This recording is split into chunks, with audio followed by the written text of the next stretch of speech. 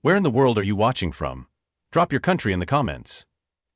Before we dive into this heartwarming story, hit subscribe so you'll never miss the most courageous dog tales we share every day. Have you ever felt a silent plea, a whisper from someone unheard, a gut feeling that screams louder than any words?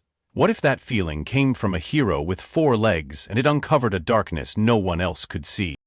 This incredible story of Atlas, Officer Jenkins, and Amara is a powerful reminder that heroes come in all shapes and sizes, and sometimes the most profound truths are spoken without words. The moment Atlas reacted to Willow May, that primal whimper and fierce bark wasn't just a dog being a dog. It was pure, unadulterated instinct screaming out against a hidden injustice that human eyes couldn't yet see. The journey from there, with Officer Jenkins relentlessly following her gut and Atlas's unwavering conviction, is a masterclass in vigilance and trust. It teaches us the invaluable lesson of looking beyond the surface, of not dismissing the quiet signals or the subtle signs of distress, especially from the vulnerable.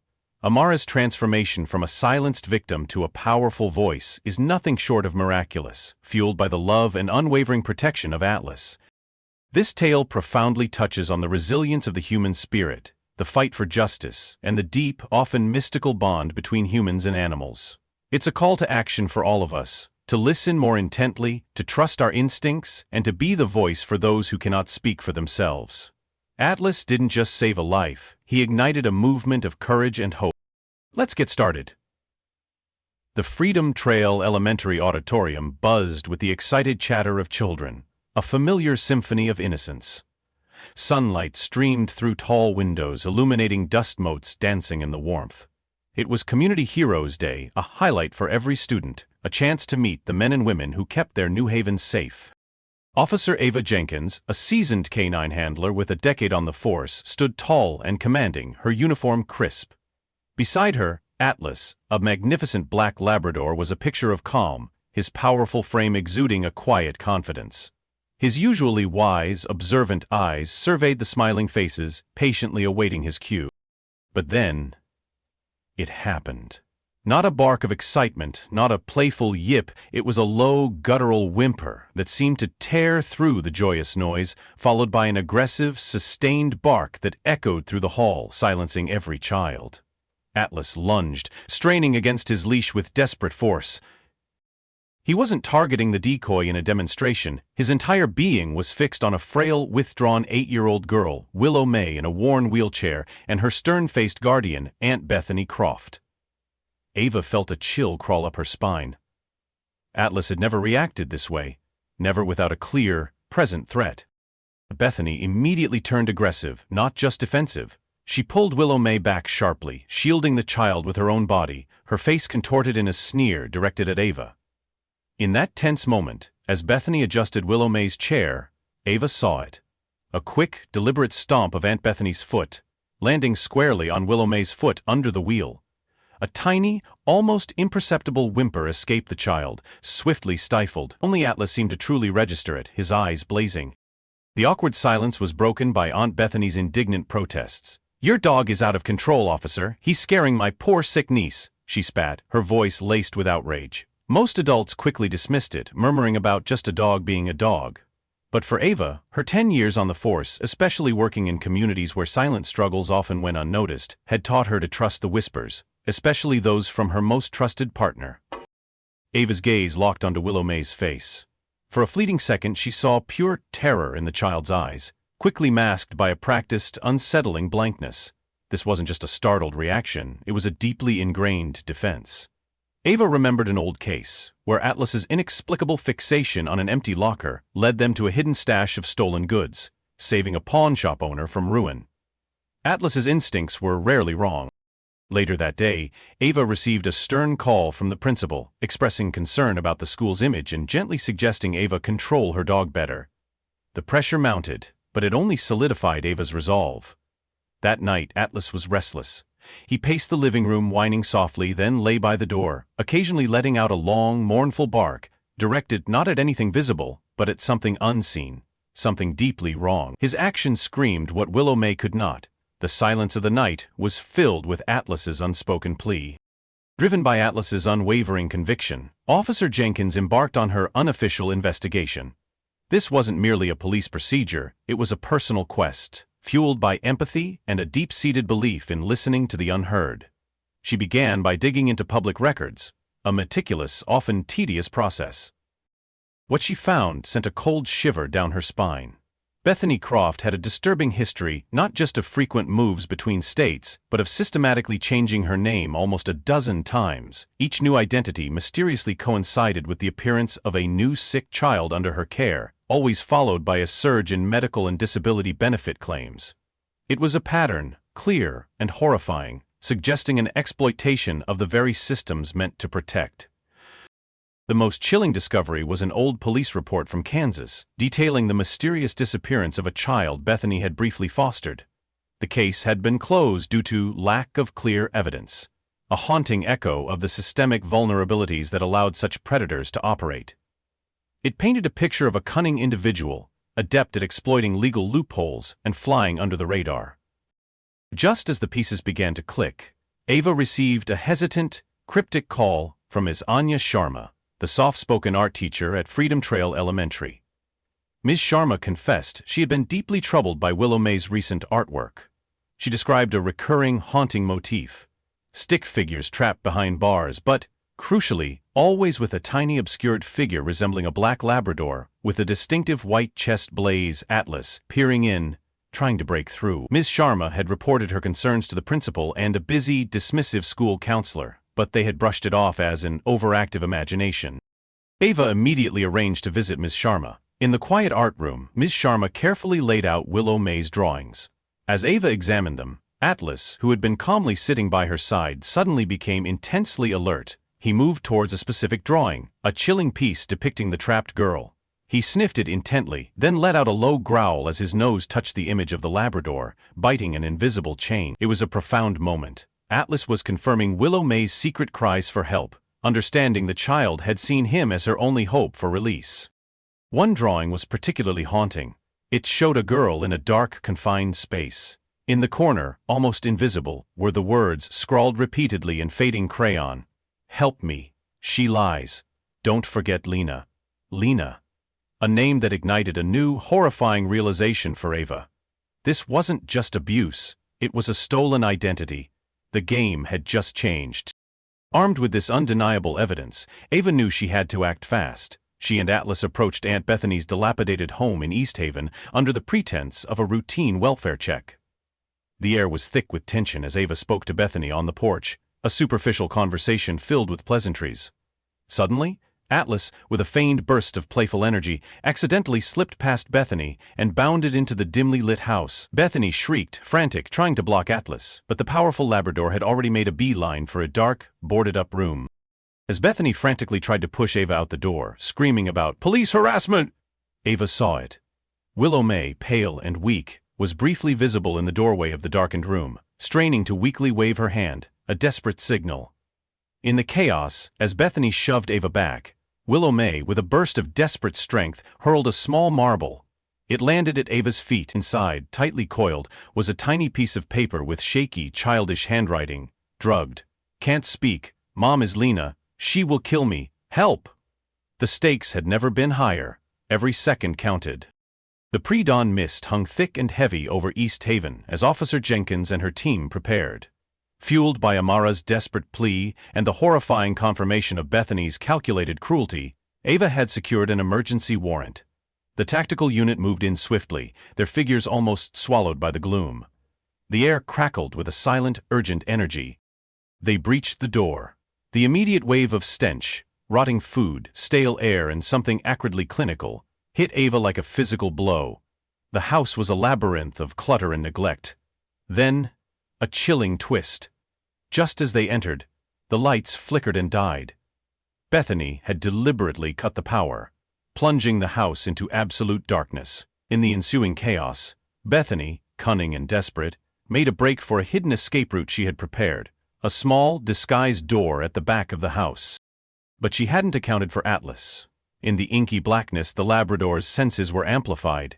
His powerful nose twitched, locating Bethany's frantic movements, his ears swiveling to pinpoint the soft scrape of a hidden latch. "She's trying to escape!" Ava yelled, her voice cutting through the dark. Atlas, a blur of dark fur, was already ahead, a low, guttural growl rumbling in his chest as he cornered Bethany. Atlas led the way to a dark, damp basement room, a hidden dungeon beneath the neglect.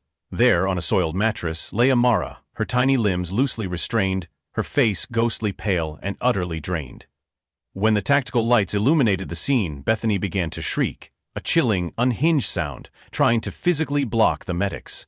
Atlas, teeth bared, held Bethany at bay, his presence a formidable wall between predator and prey. Then, a discovery that sent a jolt of horror through everyone. A medic, moving quickly, accidentally kicked a small, empty vial under Amara's makeshift bed. The label clearly read, lidocaine, injectable. And tucked under Amara's pillow, gleaming ominously, was a discarded syringe, a faint smear of dried blood on its tip. It was the undeniable proof. In the hospital, the full horror of Amara's ordeal was unveiled. Doctors confirmed high doses of lidocaine in her system. She hadn't been paralyzed by an accident. She had been systematically drugged for years, her muscles atrophied from forced inactivity. Her small body, starved of proper nutrition and movement, was severely underdeveloped. The calculated cruelty of Bethany's actions was staggering, an abuse far deeper than mere neglect. Cornered, stripped of her lies, Bethany finally collapsed, her facade shattering into a million pieces. In a fit of rage and self-pity, she screamed about being forced into this. She confessed to exploiting multiple children over the years, but Amara was her golden goose. Then the chilling truth spilled out. Marcus! He forced me. He knew about Lena. He's the real mastermind. He killed Lena and made me keep Amara quiet. This was no longer just a case of child abuse and fraud. It was a murder investigation, connected to a dark, hidden network. Bethany further revealed that Marcus Thorne wasn't just Lena's ex-boyfriend. He was a key figure in a sophisticated network of child exploitation and insurance fraud. He had recruited Bethany for her medical knowledge, using her to incapacitate children for illicit gains. Lena's murder was to silence her, and Amara was kept alive, a critical witness and a tool for Thorne's continued schemes. The scope of the crime grew exponentially, painting a grim picture of systemic evil. Throughout the chaos, Atlas remained Amara's unwavering guardian. As medics worked on her, he lay beside her, his large body a protective shield against the flashing lights and anxious faces. When Amara was gently lifted onto the stretcher, Atlas, without hesitation, jumped up, curling tightly beside her, his warm breath a steady comfort against her cold skin. He licked her hand, a soft, silent promise. In the quiet of the hospital room, as the last of the sedatives began to wear off, Amara stirred.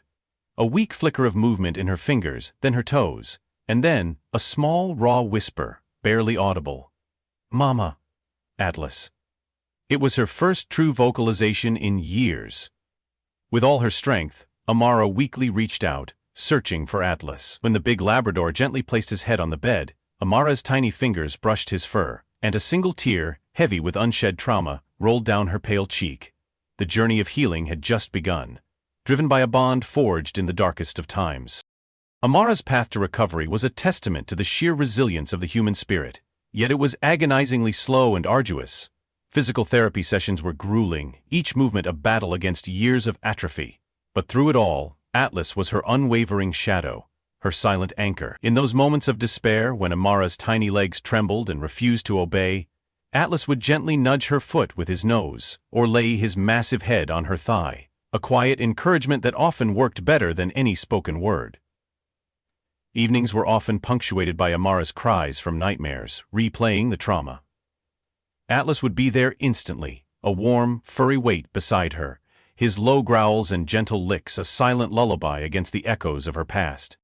Meanwhile, Officer Jenkins, fueled by the horrifying revelations and a newfound understanding of the systemic vulnerabilities, pursued Marcus Thorne relentlessly. The investigations swelled, spanning states as they uncovered fragments of Thorne's sinister network, a small but insidious ring exploiting vulnerable children for illicit gains, preying on transient families and manipulating assistance programs. The chilling discovery of Thorne's inside man at a Jacksonville, Florida, shelter where Lena and Amara had once sought refuge, confirmed the insidious betrayal and Ava's resolve to bring him down. Ava delved into hidden ledgers, cross-referenced missing persons reports with unusual benefit claims, slowly piecing together the dark tapestry of their operations. Then, a glimmer of hope. Officer Jenkins located Ms. Olivia Hayes, Lena Johnson's sister, a warm and compassionate graphic designer from Atlanta, Georgia. Olivia had spent years desperately searching for Lena and Amara, always suspecting foul play. Their reunion was a torrent of raw emotion, tears of grief for Lena, tears of joy for Amara. Olivia's home in Atlanta became Amara's sanctuary, a vibrant, loving space that stood in stark contrast to the sterile hospital room and the bleakness of Bethany's house. It was a place where Amara could truly begin to heal. But the shadows of the past still lingered. Marcus Thorne, a master manipulator, learned of Bethany's capture and, fearing Amara's testimony, decided to silence her permanently. One dark, storm-lashed night in Atlanta, he breached the seemingly secure safe house. The wind howled, rain lashed against the windows, masking his movements. He hadn't accounted for Atlas. Atlas, sensing the malevolent presence even before the alarms, became a living, breathing fortress. He erupted in a ferocious bark, lunging at Thorne with terrifying speed. The ensuing struggle was a primal battle in the darkened house. Thorne, armed with a knife, lunged at Atlas, grazing his side. The air was thick with tension, the sounds of grunts and growls echoing. But the Labrador, fueled by an instinct to protect, wrestled Thorne to the ground, a low, guttural growl rumbling deep in his chest. In the chaos, Amara, still fragile but no longer entirely helpless, saw Thorne's dropped pistol. Her hand, trembling, reached for it, not to fire but to make noise, to alert. Just as Thorne attempted to escape Atlas's grip, Officer Jenkins, alerted by Atlas's furious barks over her radio, burst through the door, her weapon drawn. A warning shot shattered the night, forcing Thorne to surrender. Justice, though painstakingly slow, was taking its course. No longer Croft received a lengthy prison sentence for kidnapping, aggravated child abuse, and extensive fraud. Marcus Thorne, overwhelmed by the mounting evidence and Amara's brave testimony, was eventually convicted of Lena Johnson's murder and leading the criminal network. Slowly, painstakingly, the pieces of Amara's shattered past were being reassembled, and the scales of justice began to tip. Atlas, the silent hero, received the prestigious K-9 Medal of Valor in a heartwarming ceremony in Washington, D.C., a moment of public triumph for his extraordinary bravery. Amara, standing tall and confident beside Officer Jenkins and Atlas, shared a quiet smile. Her journey towards true freedom was just beginning. Amara Johnson, no longer Willow May, was not just surviving, she was truly thriving. Her journey from the silence of abuse to the strength of her own voice was a testament to the indomitable spirit. At Piedmont Arts Academy in Atlanta, she transformed her trauma into art. She didn't just speak, she performed spoken-word poetry, weaving her harrowing past into powerful verses about courage, healing, and the transformative power of finding your voice. Her words resonated, a testament to her mother's artistic spirit. Amara didn't just tell her story, she made it a beacon for others. With Ms. Hayes's loving guidance, she co-authored a deeply moving memoir, The Dog Who Heard My Silence, A Journey from Darkness to Voice. The book became an unexpected bestseller, translated into multiple languages, reaching countless children and adults who had felt unheard, trapped, or were survivors of their own silent battles. Its impact was profound. Amara began hosting small workshops where children, like her younger self, were encouraged to draw or write about their fears and hopes. Atlas, ever present, would often sit beside her, a gentle giant offering silent reassurance.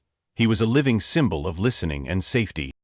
Letters, emails, and even video messages poured in from around the world. Other children shared their own hidden struggles: abuse, bullying, neglect, mental health battles, or simply expressed gratitude for her courage. Amara, with Ms. Hayes's support, painstakingly responded to each one, offering encouragement and a profound sense of solidarity.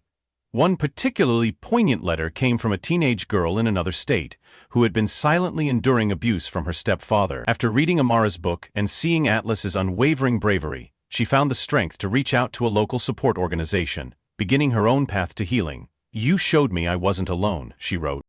Then, a truly emotional twist, a moment of profound closure. Years after her rescue, Amara received a heartfelt letter from Ms. Denise Washington, a kind older woman who had worked at a small, struggling shelter in Jacksonville, Florida, where Lena Johnson and a younger Amara had once briefly found refuge. Ms. Washington, seeing Amara's story and photo in a national newspaper, immediately recognized her. She sent a treasure trove, a box of old photos, Lena's journal entries, and heartwarming anecdotes about Lena's indomitable spirit and her fierce, unconditional love for Amara. This gift filled a void in Amara's heart, connecting her to the mother she barely remembered, a full-circle moment arriving unexpectedly through a compassionate hand. Atlas, a dignified senior canine, spent his golden years living comfortably with Officer Jenkins. He made occasional, cherished visits to schools, children's hospitals, and community centers. He was more than a canine, he was a living legend, a symbol of hope, a testament to the extraordinary power of intuition, and the unwavering bond between humans and animals. Amara, now a young woman, continued her advocacy, her voice a clarion call for the unheard. Her story, woven with Atlas's heroism, taught us a profound truth. Sometimes the quietest voices hold the most profound truths. And sometimes, the most heroic actions come from unexpected places, from a brave dog whose instinct screamed louder than any words, teaching us to listen with our hearts to the silent pleas all around us. What whispers are you missing in the wind? Have you ever felt unheard, or perhaps overlooked someone who seemed to be just fine but wasn't? Share your stories in the comments below. Let us know how a moment of true listening or an unexpected act of bravery changed your perspective. Don't forget to like this video, subscribe to our channel for more inspiring true stories, and hit that notification bell so you never miss another journey of courage and hope. Because in a world full of noise, sometimes, the quietest voice is the one that needs to be heard the most.